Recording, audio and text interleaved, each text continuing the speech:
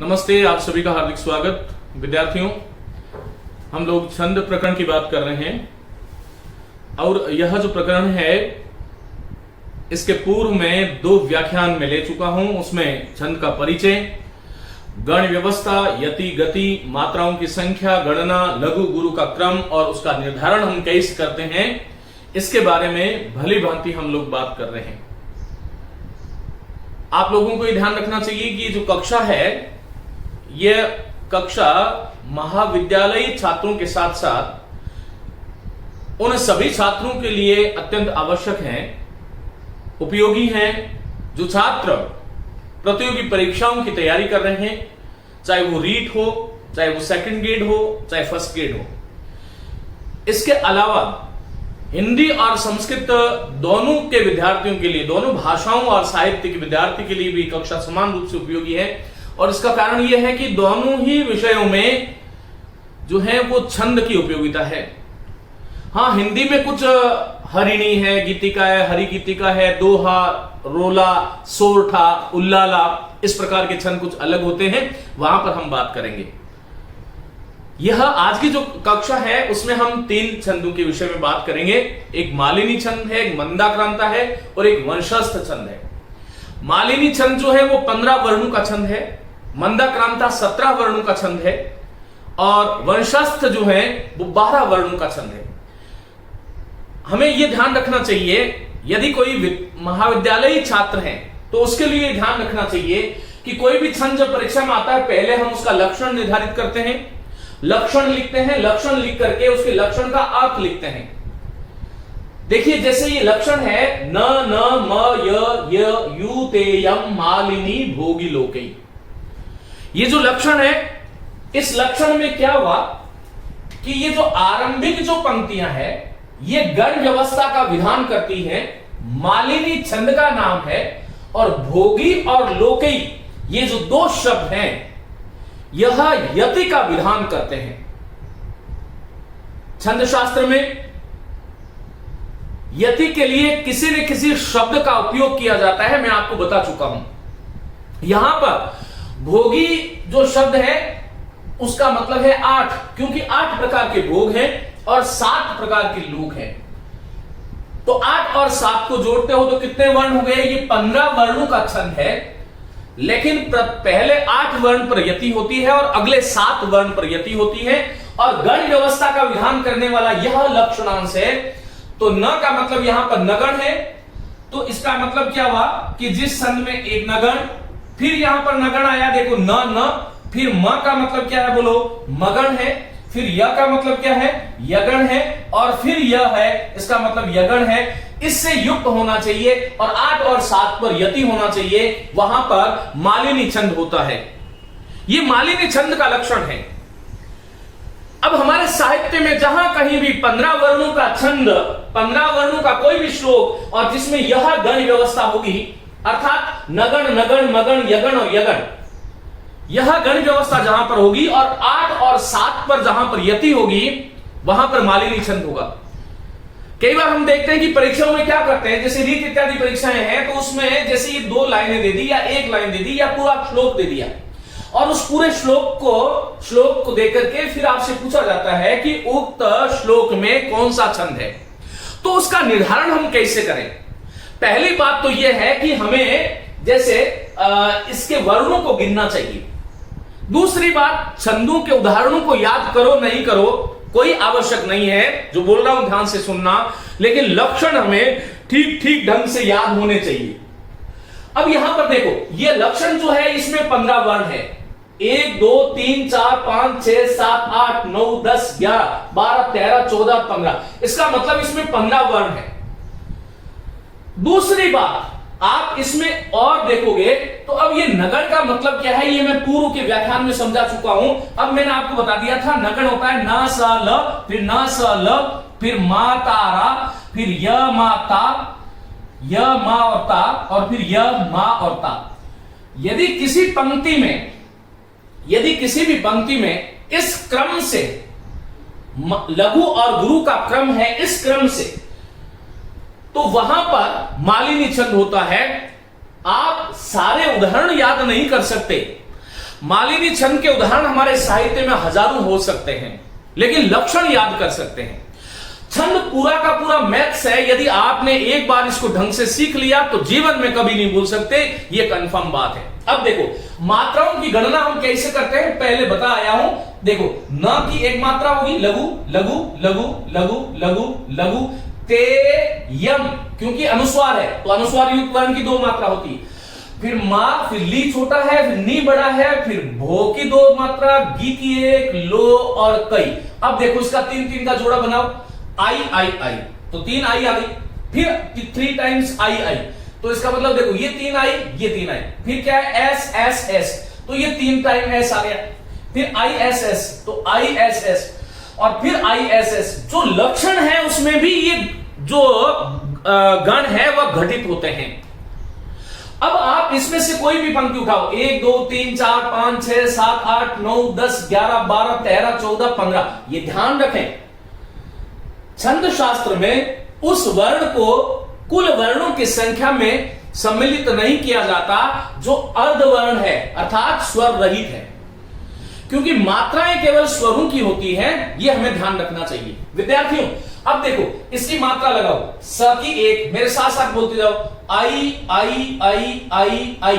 ये वी की 1 होती, लेकिन आगे संयुक्त वर्ण है इसलिए एस, और धम के अनुस्वार आ गया, शई की 2 आ गई, फिर आई एस एस, फिर क्या है बोलो आई, फिर एस आ जाएगी क्योंकि आगे म है तो एस एस। अब देखो आश्चर्य होगा जो विद्यार्थी पहली बार पढ़ रहा है, जो मात्राएं लक्षण में थी वह की वही मात्राएं जो है नीचे उदाहरण में आएगी। अब देखो आई आई आई, ये 3 टाइम आई, फिर आई आई आई आई आई आई, देन एस एस एस, ये एस एस एस, ये फिर आई एस एस, और ये आई एस एस, आई एस एस, आई एस एस, मानी लघु गुरु गुरु। अब दुनिया में कहीं भी आपको कोई भी पंक्ति देकर के यदि छंद का नाम पूछा जाए और यह गण व्यवस्था आ रही है तो इसका मतलब वहां पर मालिनी छंद ही होगा और कोई दूसरा छंद नहीं हो सकता। बहुत सरल है। विकल्पात्मक परीक्षाओं में तो आपको 4 विकल्प में से एक चुनना होता है, और जो महाविद्यालयी छात्र हैं उनको पहले लक्षण लिखना है, फिर लक्षणार्थ लिखना है, फिर उदाहरण लिखना है, फिर उदाहरण में उनका स्पष्टीकरण करना है कि ऐसे ऐसे मात्राएं लगा करके आपको बताना है, पूरे में से पूरे अंक मिलते हैं। कुछ बिंदु हमारे ऐसे हैं जो प्रतियोगी परीक्षाओं की दृष्टि से भी और जो महाविद्यालय स्तर के जो छात्र हैं उनके समान रूप से उपयोगी है, उसमें से एक छंद भी है, तो ये हमें ध्यान रखना चाहिए। बाकी कहीं भी आप मात्रा लगाओगे तो आई आई आई, ही की 1, म की 1, धू की 1, रा राम, म की 2 हो जाएगी क्योंकि आगे न आ रहा है, फिर ड, फिर नम ना, फिर क्री की 1, ती की 1, ना म। तो इस प्रकार से जो है ये मात्राओं का क्रम जो है इस प्रकार से होगा। मधुराणाम मंडनम नाकृति नाम, नाकृति यहां पर ती बड़ा आ जाएगा, नाकृति नाम। इस प्रकार आई एस एस, आई एस एस, एस एस, 3 टाइम आई आई, क्योंकि षष्ठी विभक्ति में बड़ा होता है। इस प्रकार से हमें यह ध्यान रखना है। यदि आपने इसको ढंग से आपने सीख लिया तो फिर आप कभी भी गलती नहीं करोगे, मेरा ऐसा मानना है। यह तो इसका एक तथ्यात्मक बात थी। दूसरी बात यह है कि इस छंद की लय क्या है, तो वह लय जो है वो प्रत्येक विद्यार्थी को जाननी चाहिए, सीखनी चाहिए, समझनी चाहिए। मालिनी जो छंद है उसकी एक विशेष लय है। वो क्या लय है देखो, ये ध्यान रखो, मैं बोल रहा हूं, आप यहां पर इन वर्णों पर ध्यान रखिएगा। पहले हमें ध्यान रखना है भोगी 8 7 लोग, तो 8 और 7 पर यति होगी। पहली चीज ये हो गई। अब इसको बोलोगे कैसे, तो देखिए न न म य यु ते यम, मेरे साथ साथ आप लोग अभ्यास कर सकते हैं, क्योंकि जब हम संगीतात्मक दृष्टि से किसी चीज को गाते हैं, क्योंकि छंद का मतलब ही है गाना और छंदांसी छादना, जो हमारे मन को प्रसन्न कर ले, मन के भावों को जो छिपा दे, जो दुख इत्यादि को आवृत कर ले, और जो है खुशियां जो है उनको सामने लेके आ जाए, मन को प्रसन्न कर दे, वही तो छंद है। न न म य यु ते वर्ण हो गए। देखो 1 2 3 4 5 6 7 8, आगे 7 हो गए, तो 8 और 7 पर यति होती है। विकल्पात्मक परीक्षाओं में यह प्रश्न बहुधा पूछा जाता है। आपसे पूछा जा सकता है कि मालिनी छंद में यति जो है कितने वर्णों पर होती है, तो पहले 8 पर और फिर 7 पर है। आपसे यह भी पूछा जा सकता है कि मालिनी छंद में कितने वर्ण होते हैं, तो 15 वर्ण होते हैं। आपसे यह भी पूछा जा सकता है कि मालिनी छंद की गण व्यवस्था क्या है। आपसे यह भी पूछा जा सकता है कोई भी पंक्ति देकर के कि इस पंक्ति में, इस श्लोक में कौन सा छंद है। तो चारों ओर से आपको इसको घेर करके पढ़ना है, तभी आपको ये हृदयंगम हो जाएगा। साथ ही इसकी लय मैं बता रहा हूं, वह आपको याद रखनी है। तो चलिए, न युतेयम, न युतेयम, मालिनी भोगी लोकै। ये पूरी जो लय है लक्षण की, यही उदाहरण की लय होनी चाहिए।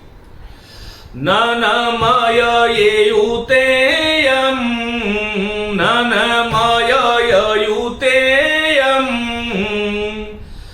मालिनी भोगी लोकै। अब देखो ये जो उदाहरण है उसकी लय भी इसी प्रकार से होगी। आप लोग बोर्ड पे ध्यान रखें, मैं पढ़ रहा हूं। सरसिज मनुविधम, 8 वर्ण हो गए। सरसिज मनुविधम, शैवलेनापि रम्यम,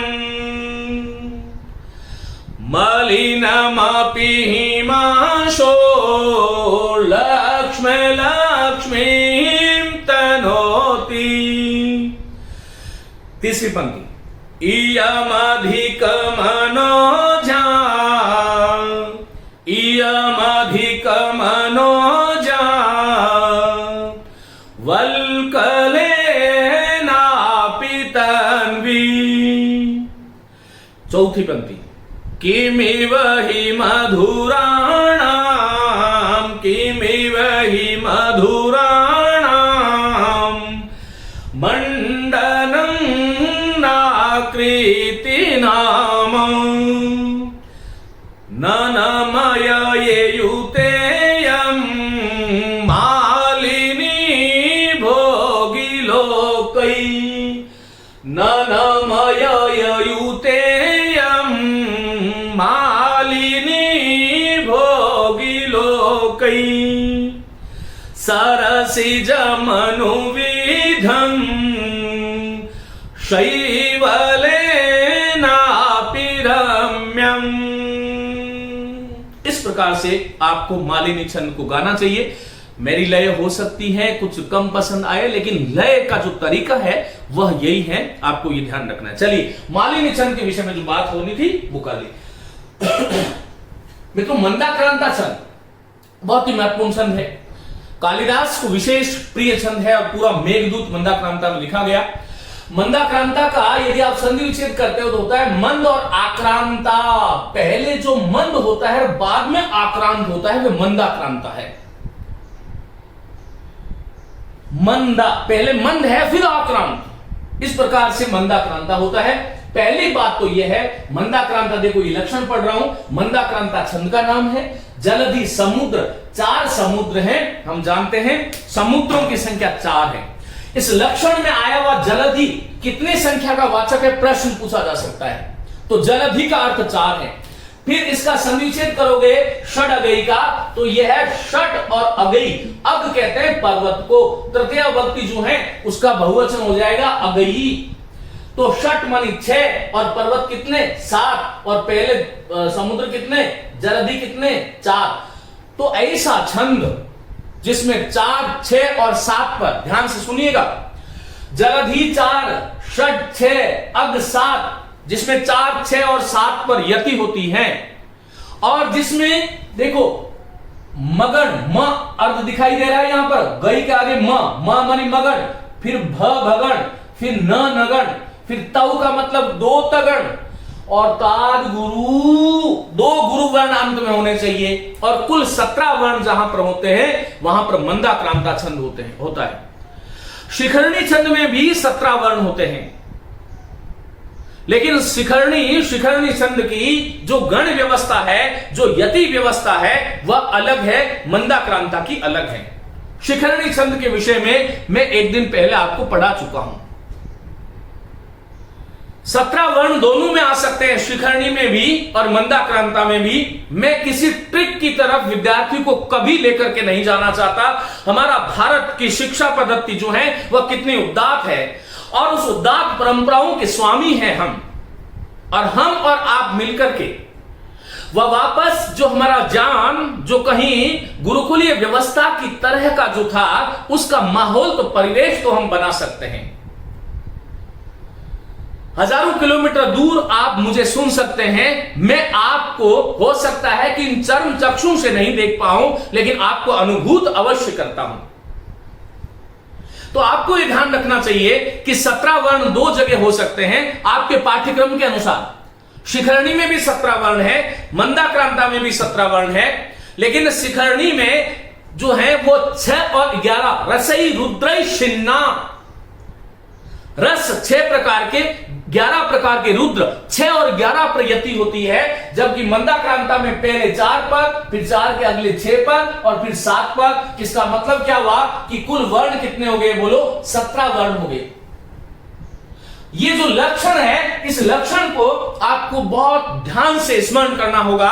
उदाहरण आप भले ही याद करें नहीं करें, किसी की श्रद्धा है तो करें, नहीं है तो नहीं करें। आप परीक्षा में यदि ये आपको लक्षण याद है, तो लक्षण यदि याद है तो आप इसका किसी भी 17 वर्ण वाले श्लोक में मंदाक्रांता है कि शिखरणी छंद है, इसका पता लगा सकते हो। केवल लक्षण हमें पता होना चाहिए। तो मित्रों देखिए, फिर कह रहे हैं कि म, देखो म का मगण, भ भगण, न नगण, तव का मतलब 2 तगण और ताद गुरु, उसके बाद में 2 गुरु वर्ण होने चाहिए। देखो मैं इधर लिख देता हूं, यहां पर मंदाक्रांता जो छंद है उसमें ये जो आया है भऊ, फिर है नतऊ, फिर है ताद, फिर है गुरु और फिर है चेत। पहली बात तो देखो, म का मतलब क्या है, बोलो मगन है। भव का मतलब क्या है, भगन है। न का मतलब क्या है, नगण है। और ये तऊ जो है उसका अर्थ 2 तगण है, तगण तगण, और आगे 2 गुरु वर्ण होना चाहिए। तो गुरु और गुरु, ये 2 गुरु वर्ण होने चाहिए। कुल कितने, देखो 5 गण हो गए। एक गण में 3 वर्ण होते हैं, तो 5 3 15 और 2 वर्ण गुरु के हो गए, तो टोटल वर्ण कितने हो गए, 17। अब मगन का मतलब क्या है, मातारा, भगन मणि भा न स, फिर न स ल, फिर ता रा ज, ता रा ज, और फिर गुरु गुरु। यदि किसी पंक्ति में ऐसी मात्राएं लग रही है, ट्रिपल एस, एस आई आई, एस एस आई, एस एस, यदि किसी भी श्लोक की किसी भी लाइन में, संस्कृत या हिंदी साहित्य के किसी भी श्लोक की पंक्ति में यह मात्राएं इस क्रम से लग रही है, इस गण व्यवस्था, और अंत में 2 गुरु वर्ण आ रहे हैं और कुल 17 वर्ण हो रहे हैं, तो यह ध्यान रखिएगा वहां पर जो छंद होगा वह मंदाक्रांता होगा। इसमें कभी संदेह नहीं करना चाहिए। छंद वाले ऐसे प्रश्न हैं जिसको आप पूरी तरह से कर सकते हैं, कहीं कोई दिक्कत हो ही नहीं सकती। और सेकंड ग्रेड और फर्स्ट ग्रेड जैसी परीक्षाओं में 5 नहीं 10 प्रश्न छंद से आते हैं। बिल्कुल सीधे सीधे नंबर आपके हाथ में दिए जाते हैं। आपको यह देखना है कि मैं लूं कैसे। जो महाविद्यालय छात्र हैं उनको लक्षण याद करना है, लक्षण का अर्थ जो मैं बता रहा हूं वो लिखना है, और फिर ये उदाहरण लिखना है। कोई भी उदाहरण उनको याद करना पड़ेगा और फिर उसका स्पष्टीकरण कर देना है। 4 चीजें कर दोगे, नंबर पूरे मिल जाएंगे।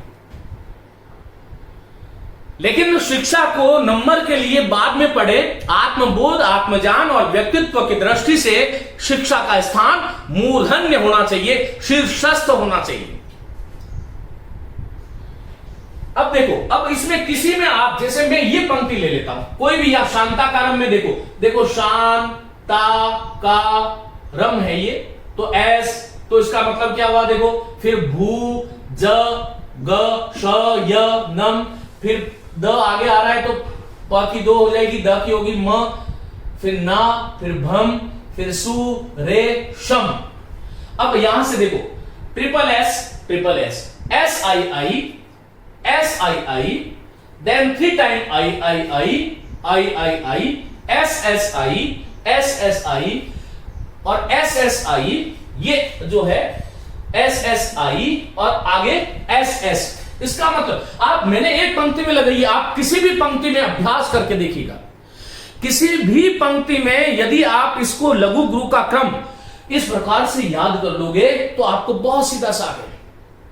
यदि पहचानने की केवल बात हो तो जिसमें 17 वर्ण और अंत में 2 गुरु वर्ण आ जाए वहां पर जो है मंदाक्रांता छंद होगा, शिखरणी तो वहां पर हो नहीं सकता। इस प्रकार से आपको ध्यान रखना, क्योंकि शिखरणी में एक लघु एक गुरु आता है और मंदाक्रांता में अंत में दोनों वर्ण गुरु होते हैं। तो दोनों में ये एक छोटा सा अंतर है, लेकिन आपकी दृष्टि पड़ते ही आप पहचान सकते हो कि ऐसा होता है। तो इस प्रकार से आपको ध्यान रखना है। देखो अब यहां पर आप कहीं भी मात्राएं लगा दीजिए, पहले इसको वर्ण को गिन लो। देखो एक ना को नहीं गिनेंगे अपन, क्यों नहीं गिनेंगे?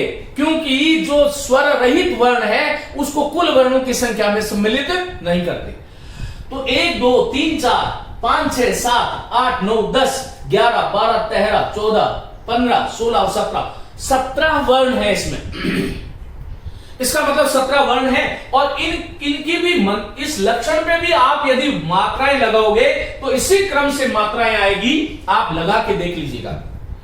मैंने आपको तरीका दे दिया, उस तरीके को आगे जो है आगे बढ़ाना आपका काम है। परीक्षा में आप ध्यान रखिए, यदि आपसे पूछ ले कि मगण भगण नगण तगण तगण और 2 गुरु अंत में वर्ण किस छंद में आते हैं, मंदाक्रांता में आता है। आपसे यह पूछा जा सकता है कि कस्मिन छंदसि 4 6 7 इत्यत्र वर्णेषु यति भवति। 4 6 और 7 पर यति होने वाला छंद कौन सा है? तो मंदाक्रांता छंद है। आपसे यह पूछा जा सकता है मंदाक्रांता छंदसि वर्णानाम कति संख्या, तो 17। आपसे यह भी पूछा जा सकता है कि चारों वर्णों में संख्या कितनी है, तो जितनी एक पंक्ति में उसको गुणा कर ले 4 से। मालिनी में पूछे तो 60 है, 15 चौक 60 होते हैं। इसमें पूछे तो 68, मानी 68 वर्ण कुल होते हैं इसमें और 17 प्रत्येक पंक्ति में होते हैं। प्रश्न कैसे भी करें, आपको कहीं भी डिफीट नहीं खाना चाहिए, यह आपका उद्देश्य होना चाहिए। और मैं अभी जब पढ़ा रहा हूं मेरा उद्देश्य भी यही है, मेरे मन में वही मस्तिष्क में प्रश्न घूम रहे हैं कि प्रश्न कैसे कैसे करते हैं। और जो मैं बोल रहा हूं आज इसको ध्यान रखिएगा, प्रत्येक छंद से इस प्रकार के प्रश्न हो सकते हैं। आपको ये आइडिया मैं आपको दे रहा हूं। चलिए, मंदाक्रांता जो छंद है उसकी लय क्या है, तो मैं यहां से बोलूंगा, आप वहां पे ध्यान रखें किस प्रकार से मैं बोल रहा हूं। पहले 4 वर्ण पे रुकूंगा, फिर 6 वर्ण पे रुकूंगा, फिर अंत में रुकूंगा। तो 4 और 6 10 हो गए और 10 और 7 17 वर्ण हो गए। कुल वर्ण जो हैं 68 होते हैं। 4 6 7 पे यति होती है। गण व्यवस्था मगण भगण नगण तगण तगण और अंत में 2 गुरु होते हैं। ये लक्षण आप प्रत्येक विद्यार्थी को याद होना चाहिए, तभी पास हो सकते हो परीक्षा में। ये रीट में पिछली बार भी पूछा गया था मंदाक्रांता छंद। तो आइए इसकी लय क्या है, मेरे साथ सभी लोग आप गुनगुनाएं, अभ्यास करें। क्योंकि मैंने ये देखा है कि जब आप किसी चीज को संगीतात्मक रूप से हृदयंगम करते हैं तो वो आपकी स्मृति में चिरस्थायी हो जाती है, कभी आप भूलते नहीं हैं। तो क्या है मंदाक्रांता छंद की लय, आप मेरे साथ गाइए। मंदाक्रांता 4 हो गए, 4 पे रुकूंगा, फिर अगले 6 पे रुकूंगा। मंदाक्रांता जलधि षट् गई, ये 6 हो गए। 1 2 3 4 5 6। मंदाक्रांता जलधि षट् गई, भवनतौ ताद्गुरु चेत। पहले मंद फिर आक्रांत। मंदाक्रांता, धीरे धीरे वर्णों को बोलना है। मंदाक्रांता जलधि षट् गई, भवनतौ ताद्गुरु चेत। ये देखिए भगवान विष्णु की स्तुति है, इसमें मंदाक्रांता छंद है। मैं पढ़ रहा हूं, आप लोग याद भी करें, साथ साथ में गाएं भी। बहुत सारे छंद है मंदाक्रांता, बहुत सुंदर लय है। शांताकारम, धीरे धीरे होगा, शांताकारम नहीं बोलना है, शांताकारम भुजगशयनम पद्मनाभं सुरेशम वेश्वाधारं गगन सदृशम मेघवर्णं शुभांगं लक्ष्मीकान्तं कमलनयनं लक्ष्मीकान्तं कमलनयनं योगिभिः ध्यानगम्यं वन्दे विष्णु भवभयहरं वन्दे विष्णु भवभयहरं सर्वलोकैकनाथं। ऊपर देखिए, मंदाक्रांता जलधि षड्गई, मंदाक्रांता जलधि षड्गई भवनतौ ता गुरुचेत् शांताकारं भुजगशयनं पद्मनाभं सुरेशम। इस प्रकार से किसी भी छंद को गाया जा सकता है। शिखरणी छंद में भी 17 ही वर्ण होते हैं। गण बदले, मात्राएं बदली, तरीका बदल गया, लय और गति भी बदल गई। रसैरुद्रैषिन्ना, क्योंकि पहले 6 वर्ण पे यति है, इसमें 4 पे है। रस, शिखरणी छंद की लय बोल रहा हूं। रसैरुद्रैषिन्ना यमन सबलाग शिखरिणी, रसैरुद्रैषिन्ना यमन सबलाग शिखरिणी खगावासोपेता सलिलमवगाढो मुनिजनः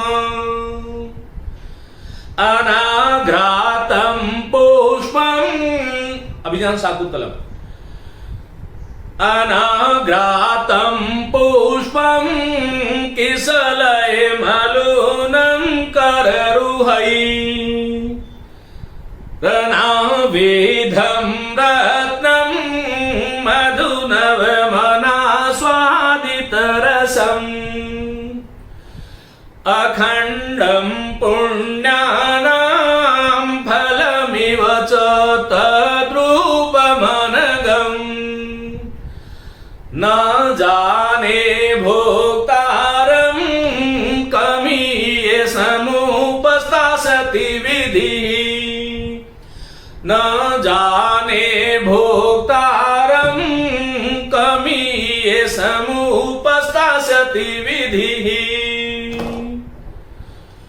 17 ही वर्ण थे, गण बदले, यति का स्थान बदला, लय भी बदल गए। तो इस प्रकार से पूरा का पूरा, तभी कहते हैं छंद पादौ तु वेदस्य। छंद जो है वेद रूपी पुरुष के पाद है, पांव है। यथा विना पादाभ्याम वयम चलितुम नैव शक्नुमः तद्वतेव यावत् पर्यन्तम अस्माकं हृदये छन्दसां ज्ञानं न भवति तावत् पर्यन्तं संस्कृते साहित्यत्यनयोः कदापि अस्माकं वास्तविकी गति न जायते। अतः छन्दसां ज्ञानम् आवश्यकम् एव। ध्यान लगा करके हमें इसको सुनना और पढ़ना चाहिए। आइए आगे छंद की बात करेंगे हम। वंशस्थ छंद जो है वो कहां पर और किस प्रकार से होता है, देखिए बहुत ही सुंदर छंद है, बहुत ही सुंदर छंद है वंशस्थ छंद। वंशस्थ छंद बहुत सीधा सीधा है, 12 वर्ण होते हैं और जतौ जरूर याद रखना है। ज जो है इसका अर्थ होता है जगण, आगे ये तौ जो है इसका अर्थ होता है तगण, फिर ये ज आया वापस, इसका मतलब जगण, और फिर रौ जो आ रहा है ये रौ, इसका मतलब रगण। इसका मतलब 4 गण होते हैं, 4 और 3 गुणक करोगे 12 वर्ण कुल होते हैं। इस क्रम से गण व्यवस्था होनी चाहिए। ज भा न, ता रा ज भा न और रा ज और भा। अब देखो ये भवंती, अब ये जतौ तु वंशस्थम उदीरितम जरौ, बहुत सरल है। इनमें गिनोगे तो 12 वर्ण हैं, 1 2 3 4 5, इसको गिनेंगे नहीं, स आता है 6 7 8 9 10 11 और 12। इसमें यति नहीं होती, स्वैच्छिक यति ले सकते हैं। जिस छंद में जगण तगण जगण रगण के क्रम से गण व्यवस्था है, 12 वर्ण है, वहां पर वंशस्थ छंद है।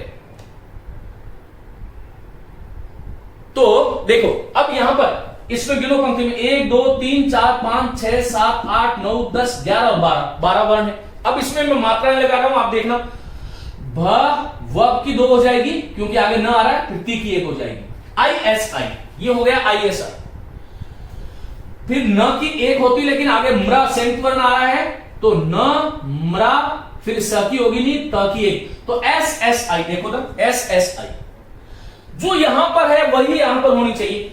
फिर र व की 2 हो जाएगी, विसर्ग युक्त पद की 1 होते हुए भी 2 गिनते हैं, और फ की 1, लो की 2, द की होगी नहीं, ग की 1 और 2, SIS ISI SSI और ISI। ये इसी क्रम से गण व्यवस्था है इसमें सब में, इसलिए इसका मतलब ये हो गया, देखो SSI, फिर ISI और फिर SIS।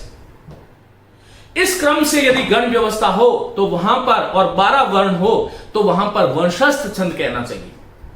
एक पूरी क्लास में हम जो है एक तरह के छंद लेंगे, फिर इंद्रवज्रा, उपेंद्र वज्रा, और जो 12 वर्ण वाले और भी जो छंद है, उपजाति इत्यादि, उसके बारे में हम बात करेंगे। लेकिन ये 12 वर्ण वाला जो छंद है, ये सबसे डिफिकल्ट छंद है।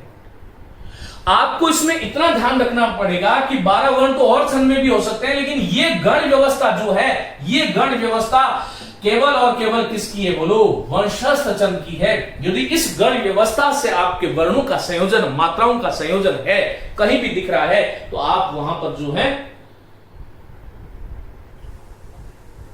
वंशस्थ छंद करें, यह ध्यान रखना चाहिए। आइए, ये अभिजान शाकुंतल का एक उदाहरण लिखा मैंने, ये इसका लक्षण है, जतौ तु वंशस्थम उदीरितम जरौ। बहुत ध्यान से सुनना है, बहुत सुंदर लय है इसकी।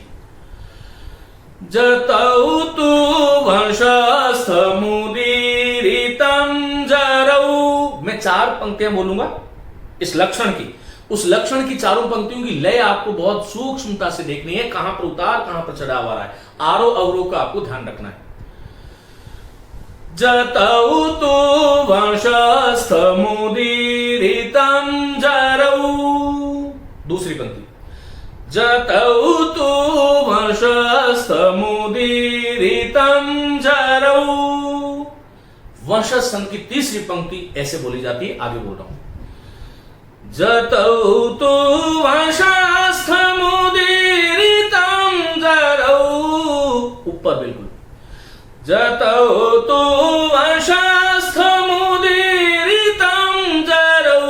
चौथी पंक्ति नीचे, जतौ तु वंशस्थम उदीरितम जरौ। अब ये लक्षण उदाहरण बोल रहा हूं। भवन्ति नम्रास्तरवः फलोद्गमयी। भवन्ति नम्रास्तरवः फलोद्गमयी। नवाम्बुभिर्दूरविलम्बिनो घनः। तीसरी पंक्ति आ रही है, ऊपर लेना है। अनुघता सत्पुरुषा समृद्धिभिः। अनुघता सत्पुरुषा समृद्धिभिः। स्वभाव ऐवैष परोपकारिणाम्। स्वभाव ऐवैष परोपकारिणाम्। भवन्ति नम्रास्तरवः फलोद्गमयी। नवाम्बुभिर्दूरविलम्बिनो इस पद्य का बहुत ही सुंदर अर्थ है। भवंती नम्रा स्तर्व फलोद्गमी, जब फल का उद्गम होता है भवंती हो जाते हैं नम्रा विनीत। कौन? तर्व, अरे फलों से लदी हुई जो डाली है नीचे झुक जाती है हमेशा। नवाम्बु भी दूर विलंबिनो घना, और नव अंबु भी नवीन जल से परिपूर्ण जो घना, मानी बादल जो है जब नवीन जल से परिपूर्ण हो जाते हैं, नीचे आ जाते हैं, लटक जाते हैं, भूमि पर बरसते हैं और अनुद्धता अनुद्धत हो जाते हैं। कौन? सत्पुरुष लोग उस वक्त अनुद्धत हो जाते हैं जब वो समृद्धि को प्राप्त होते हैं। जो ओछा व्यक्ति होता है, जो नीच और अधम व्यक्ति होता है, थोड़ी सी समृद्धि को प्राप्त करके बड़ी बड़ी बातें करता है, लेकिन सज्जन जो है समृद्धि को जब प्राप्त करते हैं तब अनुद्धता, वह विनीत हो जाते हैं, वह झुक जाते हैं। तरवर सरवर संत जन चौथे बरसे में परमारथ के कारण ये चारों धारे दे। आगे कहते हैं स्वभाव ऐवैष परोपकारिणाम, परोपकारी जो है तरु परोपकारी है, वह अपनी छाया खुद नहीं बैठता, वह अपने फल को स्वयं नहीं खाता। घन बादल भी परोपकारी है, क्योंकि वह अपना अंबु, अपना जल, अपना तोय, अपना नीर, अपना वारी जो है स्वयं के लिए नहीं होता, वो जगत के कल्याण के लिए होता है। और अनुद्धता सत्पुरुषा समृद्धि भी, यदि कोई सत्पुरुष समृद्ध होता है तो समाज, राष्ट्र, परिवार और किसी अकिंचन के लिए होता है। वह उनकी जो संपत्तियां हैं वो सभी के लिए होती हैं। ये स्वभाव ऐवैष परोपकारी नाम, ये स्वभाव ही है परोपकारियों का। और इसी को लक्ष्य करके कहा गया तरवर सरवर संत जन और चौथे बरसे में है। एक तो तरवर, एक सरवर, एक संत जन और चौथे बरसे में है। परमारथ के कारण ये चारों धारे दे, ये परमारथ के कारण, तरवर हो, सरवर हो, संत जन और वृष्टि जो है ये परमारथ के कारण, परमारथ के निमित्त जो है शरीर को धारण किया करती हैं।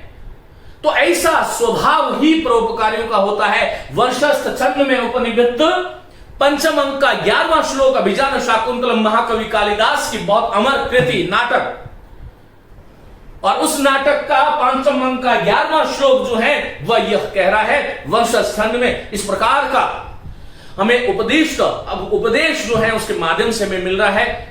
और इसमें वर्षस्थ छंद है क्यों है मैं आपको बता चुका हूं, इसकी लय क्या है यह भी मैं आपको बता चुका हूं। उम्मीद करता हूं कि यह कक्षा आप लोगों के लिए बहुत महत्वपूर्ण होगी। इन जो छंदों की विशेष जो लय है, हो सकता है कि मेरा कंठ आपको इतना अच्छा नहीं लगे, लेकिन आप अपनी लय के अनुसार इनको व्यवस्थित कर सकते हैं। इनको बार बार गाइए, क्योंकि संस्कृत कहते हैं ना कि मधुरा भाषा देवा नाम भाषा, और देवता कभी जो है चिंता में आकर के नीचे मुंह करके शोक सभा के स्थायी सदस्य बनकर के अध्ययन और अध्यापन नहीं किया करते थे। प्रमुदित होते हुए, प्रसन्न होते हुए, आह्लादित होते हुए अपने आप को आगे बढ़ाइएगा, क्योंकि जीवन के सबसे बड़ी कोई संपत्ति है तो वह आनंद है। और आनंद की यदि प्राप्ति करनी है तो इस शिक्षा की दृष्टि, जिस शिक्षा पर जिसकी दृष्टि हो गई, शिक्षा पर जिसकी दृष्टि हो गई, उसको शिक्षा कभी भी नीचे नहीं गिरने देगी। चाहे कितने भी जीवन के अंदर उठान और कितने भी जिंदगी में जो है उठान और पतन के कारण निमित्त उपस्थित हो सकते हैं, कितने झंझावत आ सकते हैं, लेकिन आपको जो जिसकी दृष्टि में शिक्षा है, जिसकी दृष्टि में शब्द ब्रह्म है, जो शब्द का उपासक होता है, वो जीवन में कभी घिर नहीं सकता, क्योंकि शब्द प्रेरित करते हैं आपको और फिर कहते हैं कि चल उठ, तुझे वहां जाना है जहां मैं तुझे लेकर के जाऊंगा। मेरी बहुत बहुत शुभकामनाएं। आप सभी को आनंद से पढ़िएगा। धन्यवाद। नमस्ते।